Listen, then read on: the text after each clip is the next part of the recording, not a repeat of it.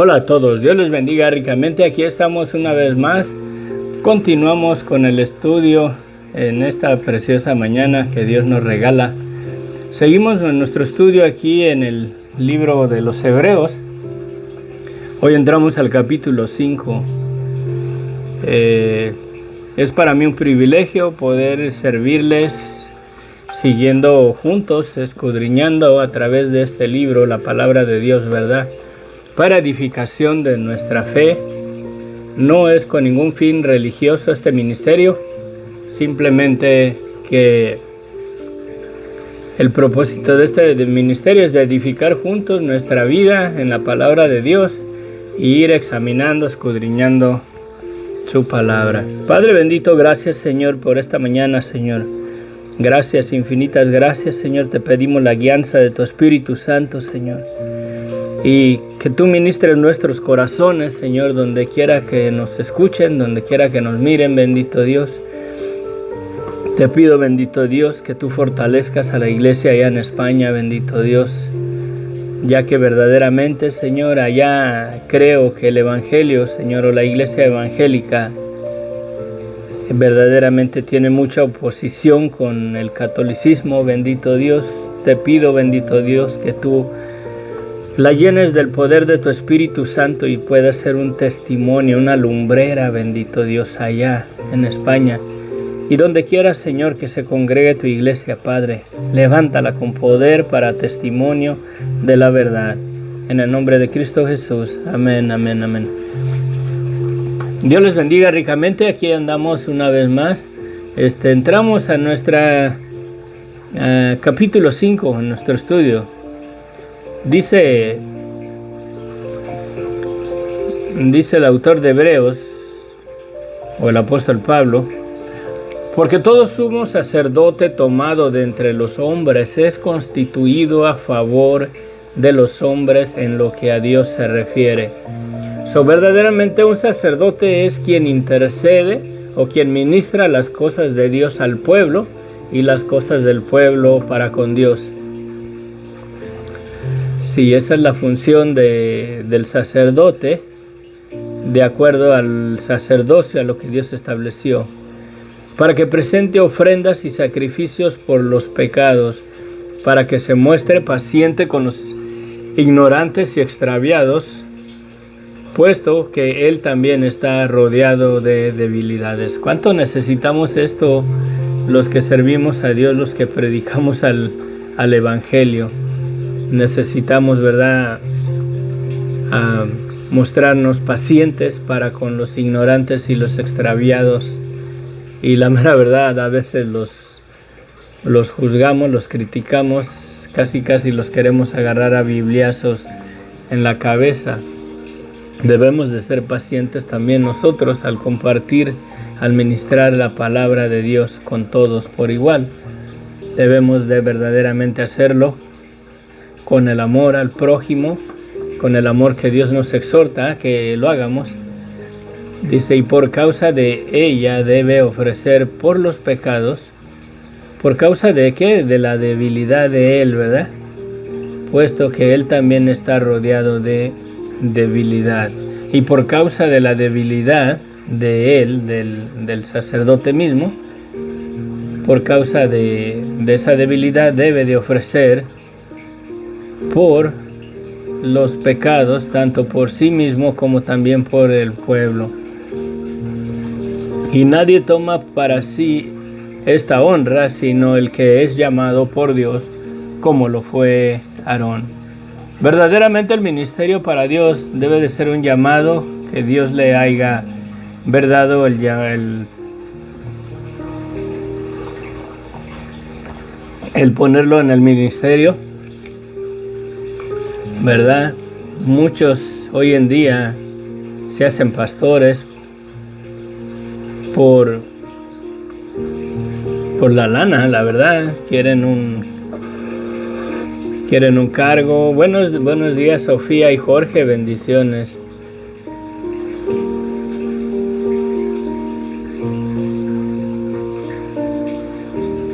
Qué bueno que ayer tuvieron un buen día de trabajo. Y yo he estado muy ocupado también. Incluso esta mañana me sentía cansado, digo, creo que mejor voy a dormir, pero no. Dios me libre, Dios me guarde, la mera verdad, de desistir, aunque sea un buenos días y oren por mí, pero me voy a conectar si Dios quiere, no dejar de hacerlo, porque trabajo es de que lo haga la primera vez, que después se me va a hacer costumbre y quizás me abstenga demasiado de compartir. Sí. Dice que nadie toma para sí esta honra de ser un sacerdote, de ser un ministro para Dios, alguien que intercede por los hombres, sino el que es llamado por Dios, como lo fue Aarón. Así tampoco Cristo se glorificó a sí mismo, haciéndose sumo sacerdote, sino el que le dijo: tú eres mi hijo, yo te he engendrado hoy, como también dice en otro lugar.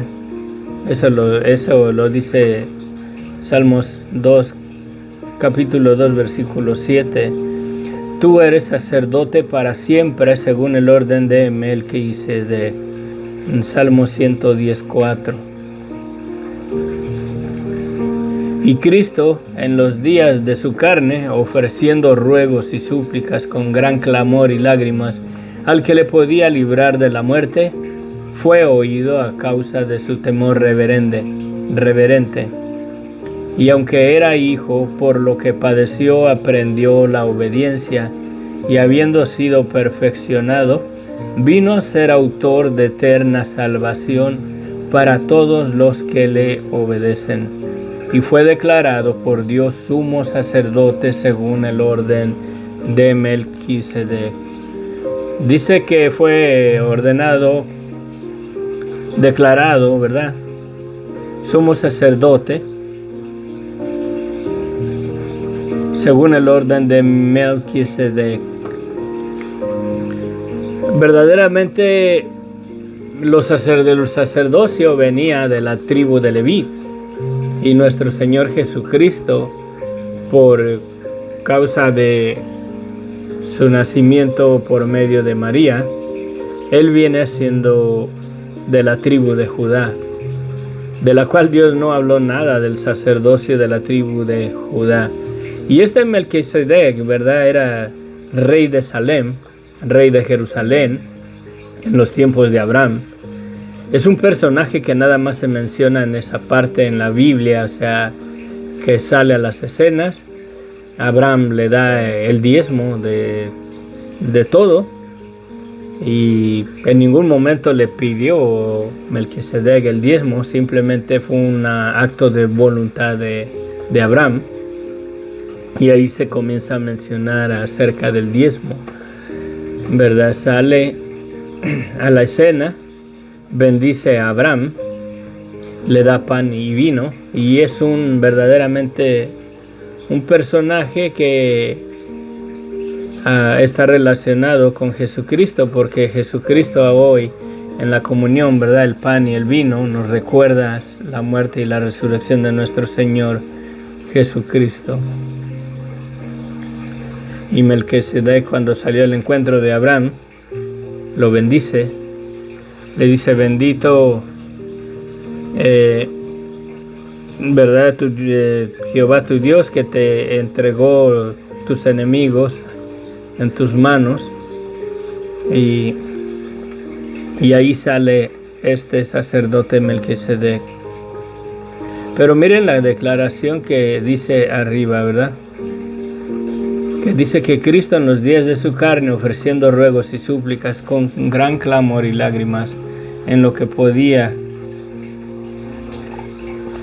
que podía librarle de la muerte, fue oído a causa de su temor reverente. Y aunque era hijo, por lo que padeció aprendió la obediencia, y habiendo sido perfeccionado, vino a ser autor de eterna salvación para todos los que le obedecen. Sería bien interesante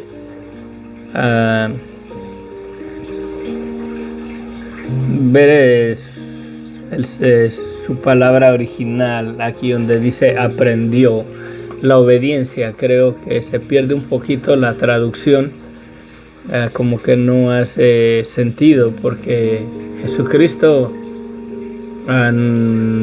verdaderamente se mantuvo firme en obediencia al Padre. No creo que fue algo que él llegó a aprender. Creo que él era obediente, ¿verdad? Aunque era hijo, por lo que padeció, aprendió la obediencia, y habiendo sido perfeccionado, vino a ser autor de la eterna salvación. Por cuestiones de tiempo voy a poner la referencia aquí. Mañana voy a verlo en la tarde, esa palabra, si Dios quiere, si Dios me lo permite, si no se me...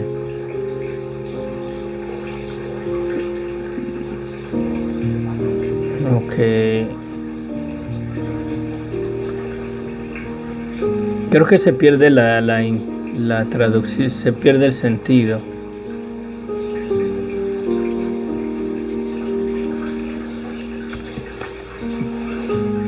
No sé por qué, siento que tiene una traducción muy pobre.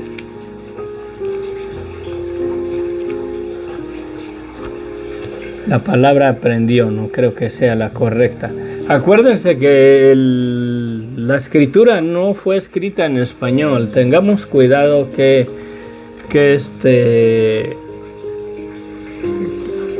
si la traducción es algo que los que la traducieron quieren darle el sentido de lo que ellos creen que dice el texto, o qué es verdaderamente lo que el texto está diciendo de acuerdo a su interpretación correcta, ¿verdad? O a su traducción correcta. Debemos de tener en mente cuando leemos la palabra de Dios que hay muchas palabras que varían. Quiero hacer un estudio específico en la palabra espíritu que habla en la Biblia, tanto como en el Antiguo Testamento como en el Nuevo Testamento, que verdaderamente en español se traduce espíritu. Es la misma palabra que se usa en varias ocasiones. Creo que tenía unas notas.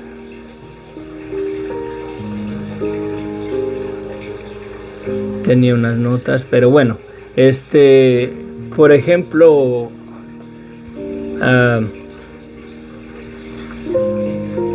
donde cuando habla de espíritus inmundos y el espíritu, también el Espíritu Santo, la palabra ese espíritu es la misma palabra, pero no se refiere al mismo espíritu. En muchas ocasiones se puede traducir como viento también, y depende de lo que se esté hablando, es verdaderamente la palabra que se debe de usar. Creo que es bien interesante, bien importante que conozcamos sus aplicaciones, ¿verdad? De acuerdo a su idioma original, como la serpiente antigua, ¿verdad? De Génesis, donde dice, pero la serpiente era más astuta. Esa palabra es totalmente diferente a la otra palabra que usa ahí mismo en la creación, donde dice que Dios hizo las serpientes también. Y esa palabra habla de reptiles, pero la otra palabra de serpiente que usa en referencia al enemigo se traduce también como agorero, hechicero, voz ladina, una voz que seduce. Tiene muchas aplicaciones esa simple palabra. Quieres hablar de un agorero, puedes traducirla como serpiente, es la misma palabra. Pero no vas a hablar de un agorero si usas la palabra serpiente, ¿verdad? Eso debemos de comprender el sentido de lo que se estaba hablando en el texto para darle la interpretación más correcta. Y bueno, me regreso porque... Y creo que esta de aprendió la obediencia, creo que esa palabra no está, un poquito...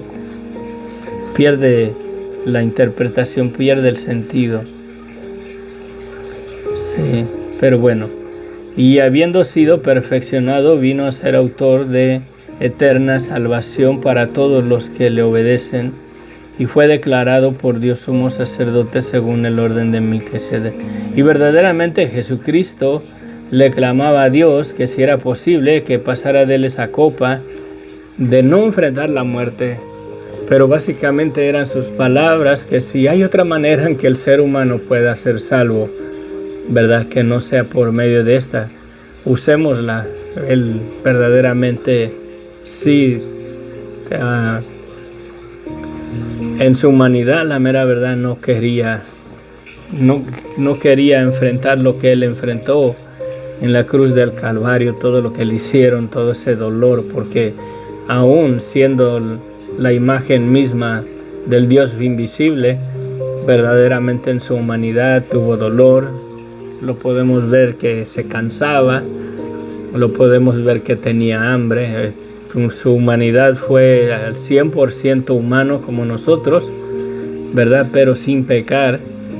Y verdaderamente creo que en esa humanidad él sabía todo el dolor que iba a padecer. Cuando Lázaro murió, vemos que Jesús lloró. Eso tenía sentimientos, no porque él era y es la imagen misma de la sustancia de Dios, dice la Escritura. No por eso era invulnerable al dolor, a las enfermedades, al cansancio, al hambre, ¿verdad? Él sabía de antemano lo que iba a pasar y clamaba a Dios para que no pasara por eso, pero siempre se sujetó a la voluntad de Dios, pero que no sea mi voluntad sino la tuya, decía en el Getsemaní. Acerca de esto, dice, acerca de esto tenemos mucho que decir y difícil de explicar, por cuanto os habéis hecho tardos para oír.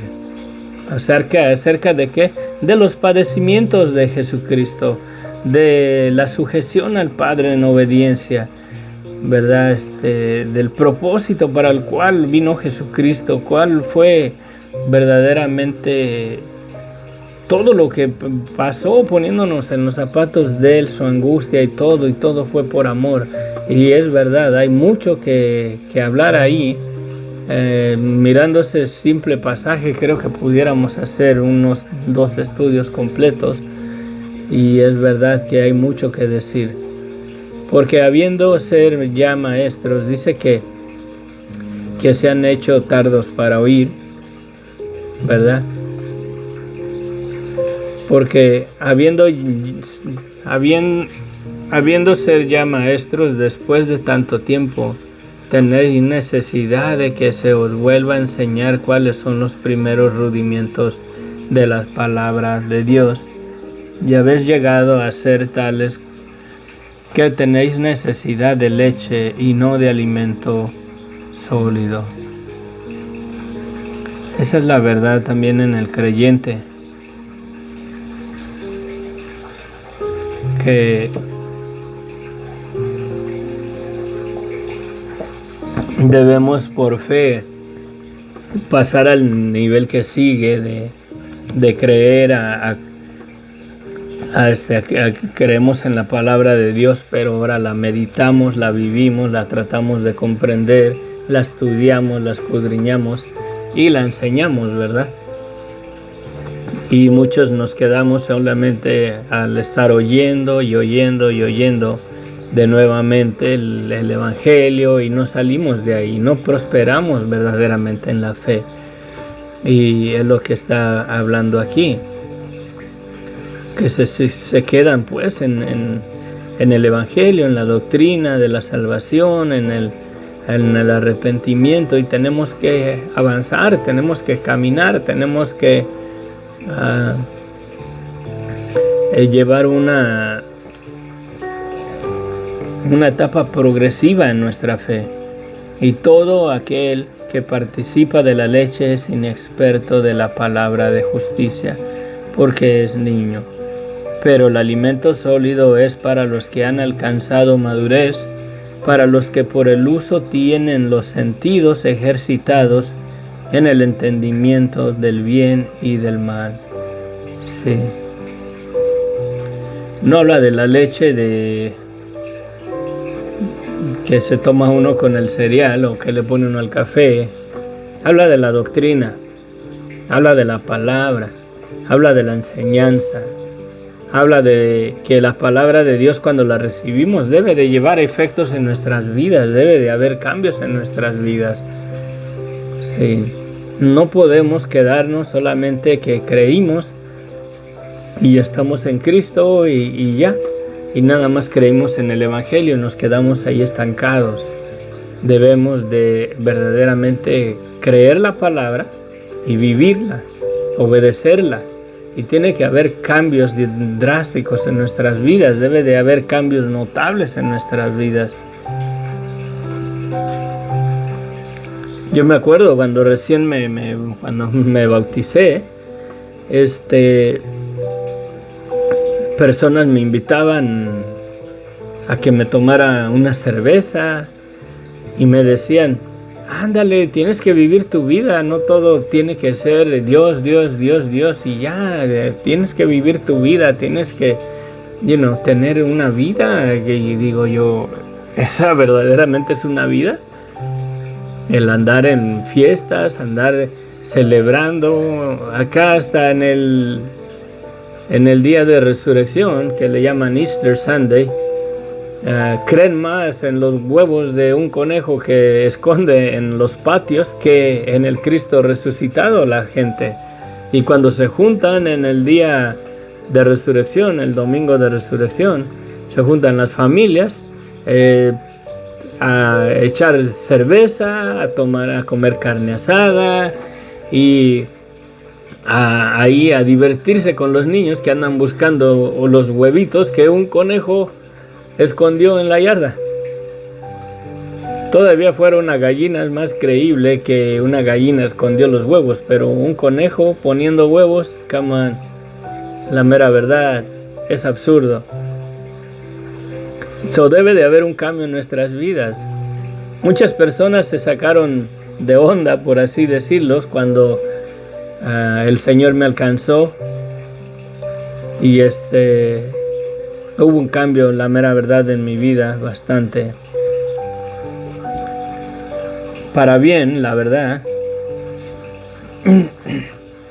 Vamos a ver 1 Corintios 3:2. Tengo una referencia ahí.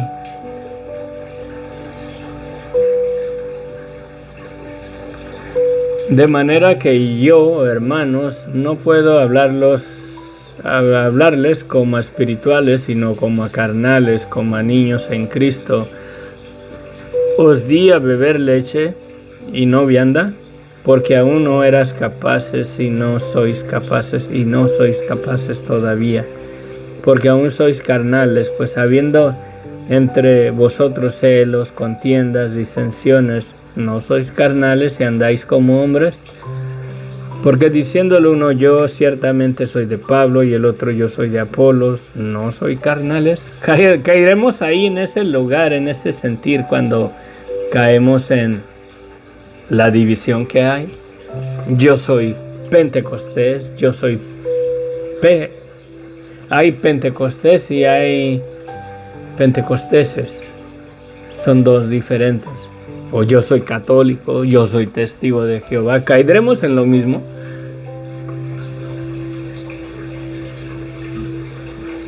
¿Caeremos en lo mismo verdaderamente? ¿Que no hemos madurado verdaderamente en la fe? ¿Verdaderamente acaso no hemos visto que verdaderamente el Evangelio de nuestro Señor Jesucristo no tiene lugar para religiosismo o para denominacionismo, o si es que es una palabra, denominacionalismo? No tiene lugar la religión en el Evangelio verdaderamente. El Evangelio sin levadura, el Evangelio tal y como es, no tiene, la mera verdad, no tiene lugar para religión, no tiene lugar para disensiones o divisiones absurdas. Hay doctrinas esenciales y vitales para la vida que es así. Si la tienes equivocada, verdaderamente o eres salvo o no eres salvo, si la tienes equivocada. Pero hay doctrinas verdaderamente que no son vitales, no son esenciales para tu salvación, lo cual no afecta. ¿Sí?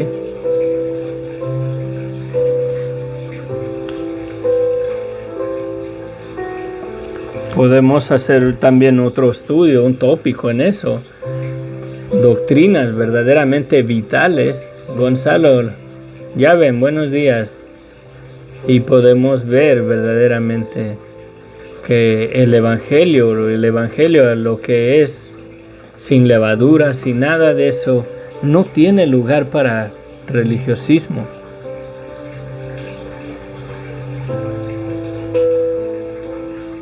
Gracias, Jorge, por tus bendiciones.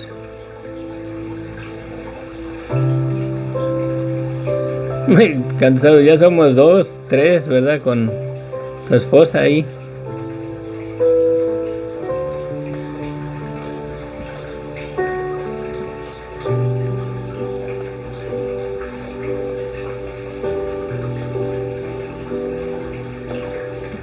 Sí, amén.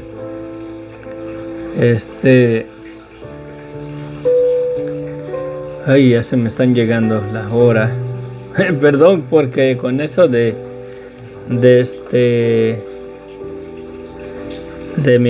accidente que me pegaron en mi carro, me tengo que ir muy disparado con mi esposa. Pero bueno, sí, necesitamos madurar, la verdad.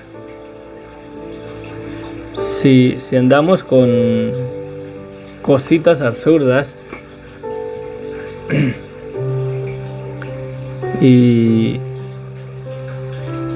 no maduramos, no crecemos, caemos en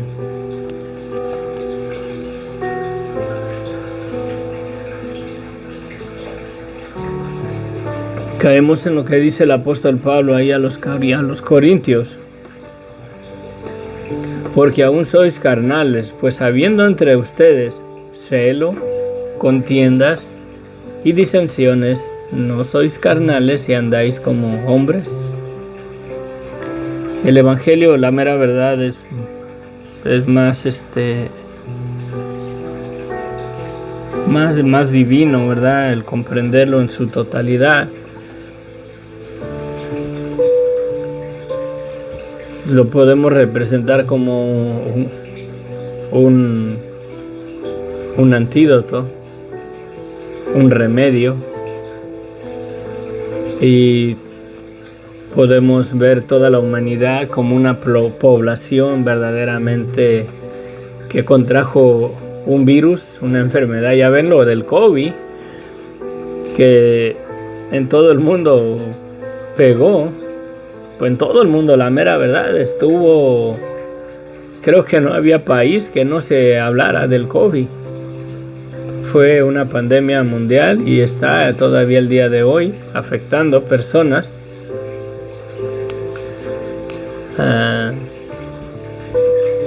Y el evangelio verdaderamente es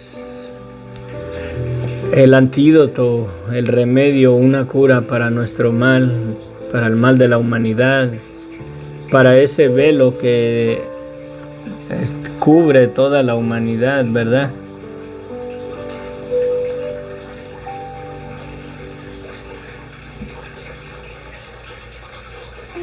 Que dice en Isaías que destruirá la muerte para siempre.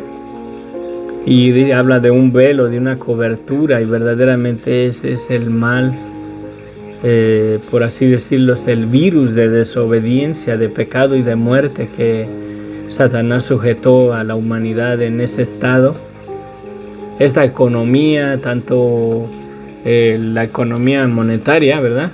Y el sistema político, el sistema económico de este mundo, no tiene nada que ver con el propósito para el cual Dios nos hizo.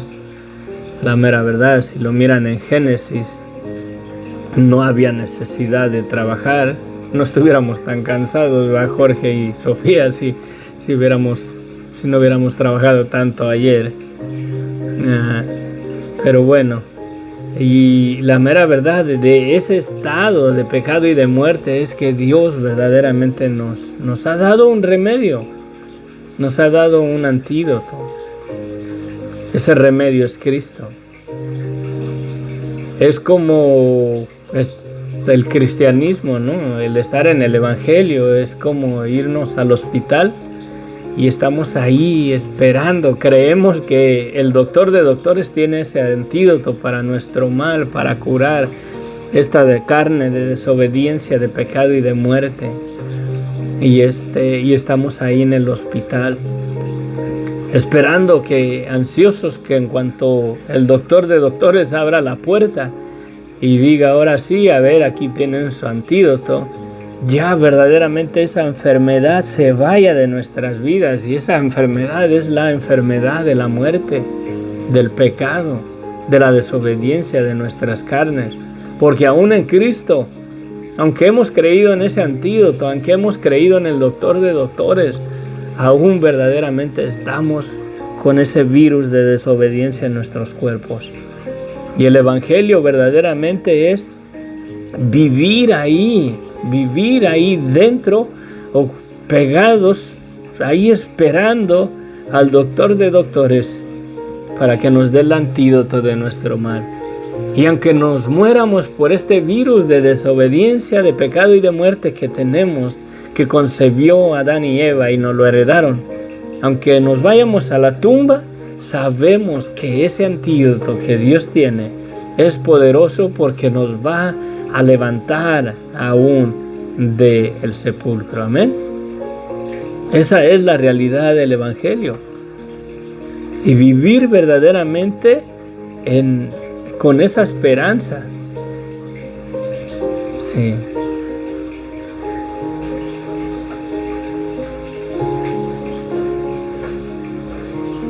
Que si yo uso pantalón, o que si las mujeres si usan pantalón, o que si usan faldas, si usan pantalón no son salvas. Bueno, esas cosas son otro rollo, pero sí tiene que ver mucho la modestia.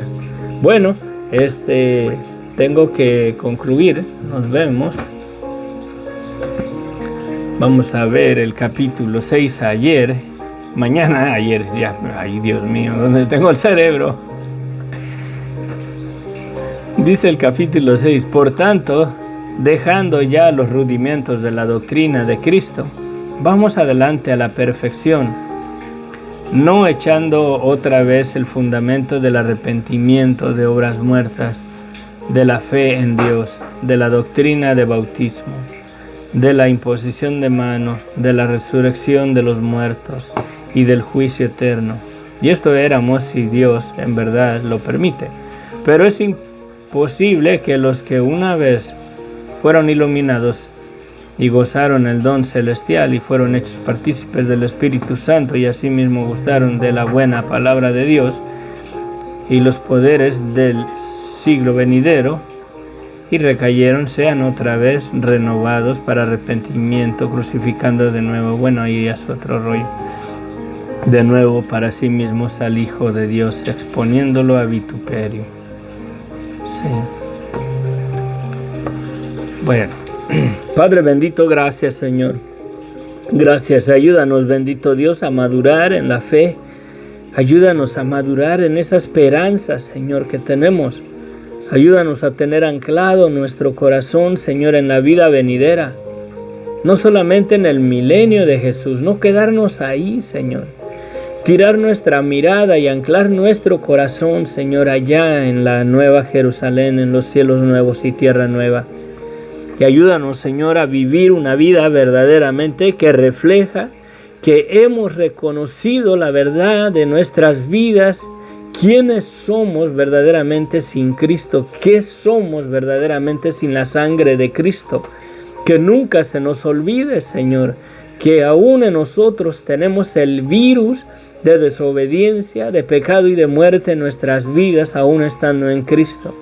Es necesario que llegue el cumplimiento de los tiempos para que el Rey de Reyes y Señor de Señores nos dé esa sanidad total de quitar verdaderamente el virus de desobediencia, de pecado y de muerte de nuestras vidas.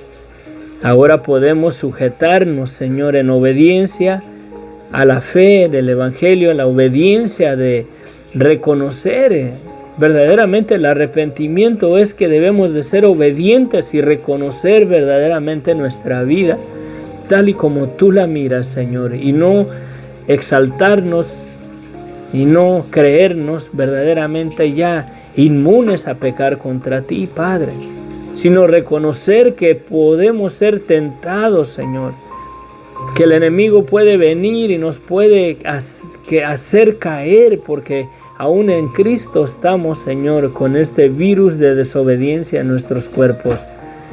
Ese virus de desobediencia, de pecado y de muerte aún está en nosotros. Que nunca se nos olvide que sin la sangre de Cristo no tenemos nada, Señor. Somos llaga podrida, Señor. Solamente, Señor, si no fuera, Señor, por la sangre de Cristo, si no fuera por esa esperanza en la vida venidera, en ese reposo que nos espera allá en los cielos nuevos y tierra nueva. Porque aún en el milenio de Cristo, después de los 1000 años, Satanás será suelto por un breve tiempo, Señor, y volverá a sujetar a las naciones y las volverá a tentar y las seducirá a desobediencia. ¿Por qué? Porque el virus del pecado y de muerte aún estará sobre la vida en el tiempo del milenio de Cristo. Pero los cielos nuevos y la tierra nueva, el reposo que nos espera, ese reposo que tú nos darás, Señor, allá en tu presencia, donde tú consolarás toda lágrima, todo dolor, toda angustia, donde tú verdaderamente, Señor, nos recompensarás, bendito Dios, en esa vida venidera. Ayúdanos, Señor, a vivir con esa esperanza, con esa visión. Ayúdanos a tener amor al prójimo y aún amor por nuestros enemigos, y que el Evangelio se haga una realidad en nuestras vidas. Te lo pedimos, mi Dios, en el nombre de Cristo Jesús. Amén, amén, amén. Bueno, Dios les bendiga ricamente. Sí. Amén, amén. Gloria. Sí, amén, amén, amén. Sí, amén. Gracias por sus bendiciones, Jorge y Sofía. Sí, aleluya. Tú eres nuestro esposo. Amén. Que Dios les bendiga. A Gonzalo y Yaven, bendiciones. Elmer, saludos. Y a todas las personas que nos siguen por este medio. Amén.